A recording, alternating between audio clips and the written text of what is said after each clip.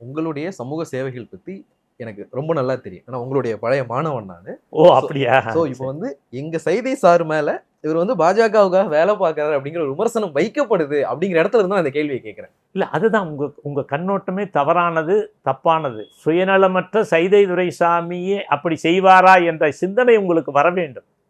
இதெல்லாம் நான் சொன்னதுக்கு காரணம், தொடர்ந்து அரசியலில் எந்த விதமான பிரதிபலன் பாராமல், எதிர்பார்ப்பு இல்லாமல் இங்கே சரி இன்னொரு விஷயம் தெரிஞ்சு 2016 கட்சிக்குள்ள வந்து பிரச்சனைகள் வந்து இது பண்ணும் பொழுது அந்த இணைப்பில் பங்காற்றியவர்களில் மிக முக்கியமான இடத்தை நான் பிடித்து பணியாற்றினேன் என்பது எடப்பாடி அவர்களுக்கும் என்னுடைய சகோதரர் எடப்பாடி அவர்களுக்கும் ஓபிஎஸ் அவர்களுக்கும் நன்றாக தெரியும். அவர்களிடத்தில் நான் எந்த பிரதிபலன் ஏதாவது பெற்றேனா என்று இதுவரை 5 ஆண்டு காலம் ஏதாவது 21 வரையில் நான் ஏதாவது ஒரு பதவியில் இருந்தேனா, கட்சி பதவிக்கு போனேன்னா, புரியுதா தம்பி?